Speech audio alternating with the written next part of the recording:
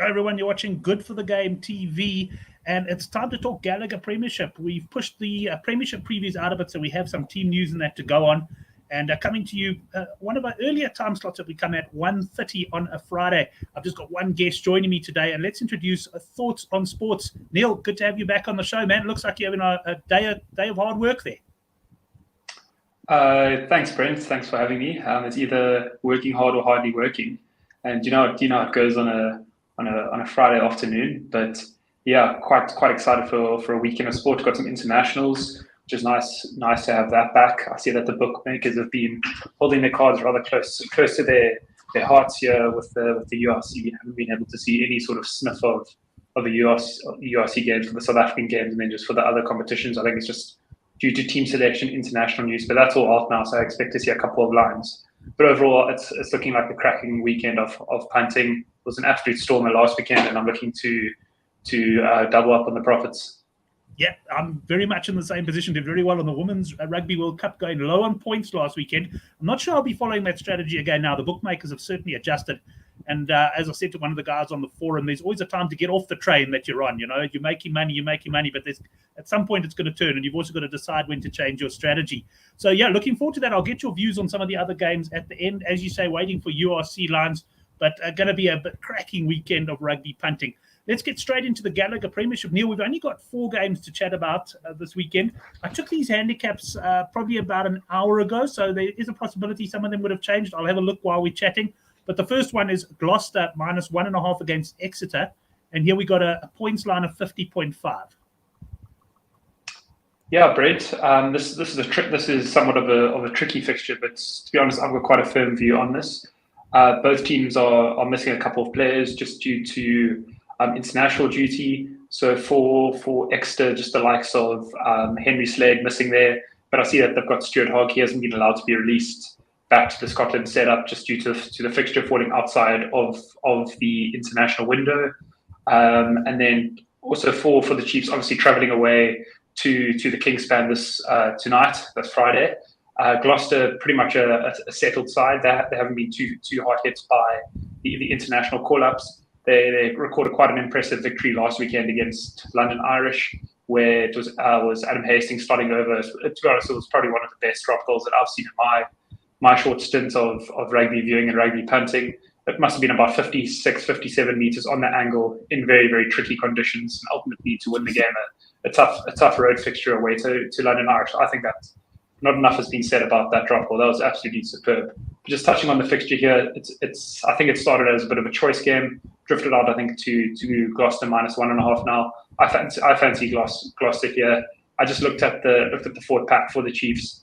It's looking strong, but just a couple of new combinations. So I just think that they might just struggle to gel initially. Gloucester on their home turf have been fantastic all season, and I expect them to continue and edge out on the Exeter Chiefs side in what must be said to be quite a close fixture. On the points line, 50, 51.5. To be honest, I think it's pretty well priced. If anything, I'd lean unders, but no strike for me on that. I've been targeting unders in the last 2 or 3 weeks in the Premiership, and it's been treating me absolutely superbly, just due to obviously the conditions turning up north and the bookmakers still pricing in the high lines, which are always possible in the Premiership. So nothing too strong on the points here. I'll just be sticking my neck out on the line for a Gloucester board play. Well, looking at the way the weather's deteriorating there, I can only imagine what it's going to be like when I go over there early December. We're busy booking. We finally got our visas. Busy booking tickets now to go watch my son play rugby. And, of course, for him, it's going to be a real adjustment. I mean, he's never played rugby in those sort of conditions. He's used to the hard fields of a Joburg winter. So can't wait for that. But definitely now is the time to jump on the unders. I remember many years ago when I was a big overs backer, and particularly on shirt numbers, I lost a lot of money one December on the Premiership by failing to adapt my strategy. Right, Neil, next game, Harlequins minus 8.5. I see it's clipped up slightly to minus 9.5 since I typed this, and that's v London Irish. We've got a total points line here of 54.5. Yeah, Brent, this is a play for me on team news alone. I like Harlequins minus quite strongly. They've got pretty much a settled side. Only really missing, I guess you could say it's Marcus Smith through to international duty. But Tommy Allen, the Italian international, steps up into the number 10 jersey to partner Danny Kerr. So that's a strong halfbacks. And then I see that they've moved Joe Marshing from centre to wing. He's no stranger to playing further out wide there. Quins just have so much danger in their back three. Looking forward to seeing Josh Bassett make his debut for Harlequins after moving over from Wasps due to their administrative issues. It's a very, very strong Harlequin side, strong up front, strong back row. Also awesome to see Alex Dombrandt back into the number 8 jumper. Looks like London Irish are doing a bit of a turnover this weekend. I see they've brought in Englefield at 9, serious youngster with not a lot of experience there. And yeah, there's just a lot of rotation throughout the London Irish side. So at -8.5, -9.5, yeah, I'm a happy Quins backer at this one. And then just with the points, I'd probably look for a Harlequins points at about, I think, what would that be, about 32, 33.5, maybe a small tickle on the overs there, but main interest in the handicap. Main interest in the handicap. Right, let's bring on the third game, which I've also got a points line for. Northampton Saints -5.5 against Bristol. Now, I do see, let me qualify this. I see straight away, I took this at Sunbet an hour ago. It's dropped 2 points. It's maybe on Team News. Northampton Saints now -3.5 at Sunbet. Yeah, Brent, I think that's fully justified here. Team News come to the fore here. Bristol looking very, very strong. It's you could arguably say it's their first choice backline, just missing Senior and Rondra through to injury. I really like the halfbacks of Urin and Sheedy. Very settled back three of Pietal, Morahan, and Purdy. So electric, and you just know that Bristol can absolutely turn it on. The only real players that they're sort of missing through to international duty is been hit in the front row ranks. I guess Ellis Genge and Carl Sinclair missing there, but they're still got international quality in the back row. Magnus Bradbury, he's been a fantastic signing for Bristol over in the flank there. So I'm going to stick my neck out on the line and call it an upset here. I just think that sense, just I don't know. I just feel like that they're losing key players in key positions. Dan Biggar, it seems that the French are reporting that he's going to be signing imminently for Toulon there. So that's a big loss. They brought in Finn Smith from Worcester Warriors after they went into administration. He's a fantastic player, but still young and just still sort of an up-and-coming type player. So I'm just calling an upset on the cards. But I also, with that being said, I also like that +3.5, and I also like Bristol over 25.5. I think that's a cracking player. Had a look at the conditions. Doesn't seem to be too much rain about over in Franklin's Garden, so that's an absolutely immaculate turf up there in Northampton. So those are my main interests for this fixture. Excellent. That thoughts on sports with some confidence picks there. I've got one other game up here on Sunday. I haven't seen any total points lines or anything, but I have seen the handicap clip down from Saracens -9.5 to -8.5 from when I took this handicap. So not sure if the teams are out on this one yet, but any views on this game? Yeah, Brent, also another big fancy for me. I like Sale. I got -9.5. Plus 9.5. I think you can still get that if you look around. But even at 8.5, I still fancy Sale to cover this. The only really missing, you could say, Manu Tuolagi and Tom Curry through to England duty. Very much a settled backline. I see England have released Joe Carpenter at fullback for Sale, so he'll be back in the mix there. Then just hopping across to the Saracens team news. The big omission for me is obviously Owen Farrell at 10. Such a commander-in-chief in the way that the Saracen side operates. And Manu Vunipola, for me, doesn't just scream out a lot of confidence. I think he's an all right player, but I just don't think he's going to be able to get quite the best out of the Saracens side. Also, quite a young front row that Saracens will be fielding. Not a lot of experience there. The player I would look out for Saracens, who's been absolutely awesome so far in the Premiership, is Theo McFarlane, the Samoan international. Such a bruising ball carrier and just so dangerous with ball in hand. So he's had a fantastic start to the season. I'm excited to see him play for Samoa in the Rugby World Cup next year. But just at the line, I just think that 9.5 is just too good to ignore here. So I'll be snapping up some more of that Sale plus. Excellent, yeah, and I see the boys in the live chat joining us here. Also like Sale either on the handicap or outright on the board. Right, that brings us to the end of the Premiership games. What I'm going to do, Neil. Just having a look here. WJS looking for under 52.5 points in that one. What I'm going to do is just get your opinions. We won't run through every game, but I'm going to just ask you. Let's start with the United Rugby Championship. If you fancy anything, and I believe if the guys, I think there was a hint that there were some lines out already. Guys, you can post those in the live chat if there are lines on games like the Lions, Stormers, and the Bull Sharks, because I haven't seen them yet. But anything for you jump out in the Rugby Championship, Neil? So Brad, to be honest, I haven't had too much of a sniff of lines there. As I mentioned, they've been holding quite close, but I've seen that the two lines have sort of come out for the South African games. I think it's Lions -5.5 against the Stormers and Bulls -9.5 against the Sharks. So it's two, and I'm secretly smiling here because I've got two strong fancies on that. I'm hoping that the value doesn't go away before I get a chance to have a real swing at it. But I love that Stormers plus 5.5. I think that the Lions are probably warranted favourites, but to me this is a choice fixture. I understand the Stormers missing their box up front, but it's still more than a strong and mobile side to sort of wrestle with the under 25s that the Lions are putting out here. So I really fancy that Stormers plus 5.5. And then in the Sharks game, I like that Sharks plus 9.5. Bulls have named a seriously strong outfit. And I was hoping it's quite weird. I was hoping to launch into a Bulls minus anything 5 and below, but just that 9.5, just between these two sides, no matter what teams they put out, it's always historically close between them. So 9.5, yeah, I'm a Sharks batch in those orders. Yeah, I see one of the posts suggesting the UK bookmakers are thinking along your lines there. Lions opening up +1.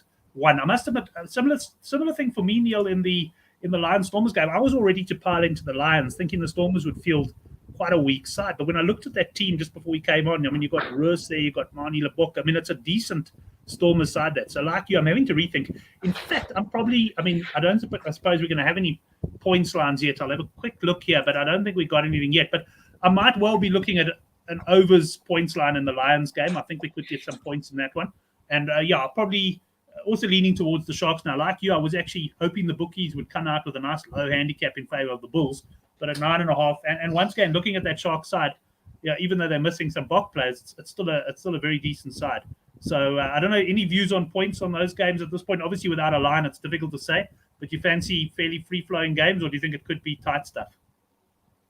Yeah, Brent, I'll give a bit of a prediction on the points lines. Once again, I could be far out, but if I was a bookmaker, I'd price the Stormers. I just had a brief glance at Johannesburg's weather. It looks relatively mild with no sort of thunderstorms about. So with that in mind, I'd probably price that at about 53, 54.5. And then in the Sharks game, I'd probably over in Loftus 2:00 kickoff. I also think the conditions aren't looking too bad. No sort of thunderstorms or weather about. So I'd probably go for somewhat similar, about a 53, 54.5 there. Those sorts of lines I'd be indifferent just because I set them.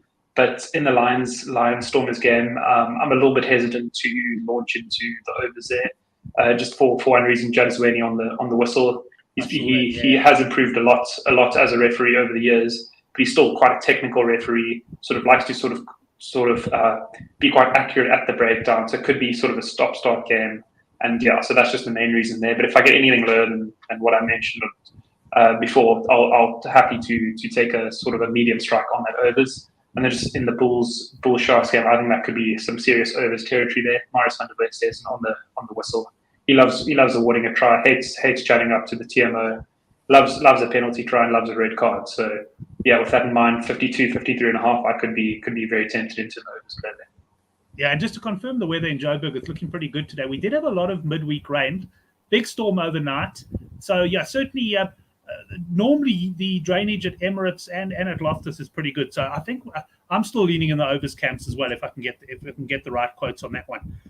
Just to see what the boys in the chat say. Stormers 1.81 to Lions. So Stormers favourite. That's obviously, I think, in the UK. So, I don't know if we'll get that Stormers line we're looking for there. But let's just get your views, Neil, on the Women's Rugby World Cup. Have you been following this tournament at all? And if you have, anything for the weekend?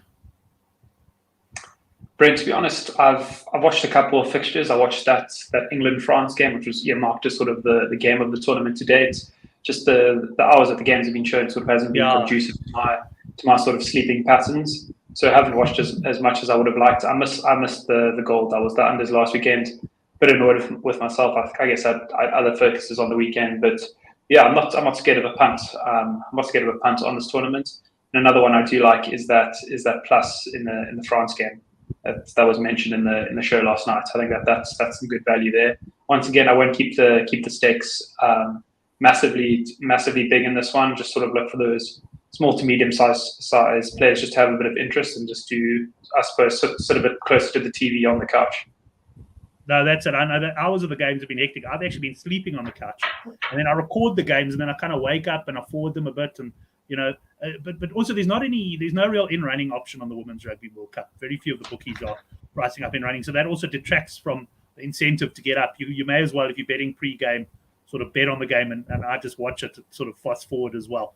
But looking forward to that. I've got a 500 Rand bet with the Oracle. I've got Australia, I think it is, plus 37.5 against England, and he's gone for the English. There's some big handicaps this weekend. Right, Neil, let's get your best bets on the weekend. Feel free to share one or more if you fancy strongly. It sounds like you certainly fancied quite a bit in the Premiership there. Yeah, Brent, I think first up, I like Gloucester to do the business against Exeter. Strong fancy there. Next up, I strongly like Bristol plus 3.5 or plus 4.5 if you can still get that. And then lastly, I actually like all of them. I like Harlequins minus 8.5. And then I also like that Sale plus 9.5.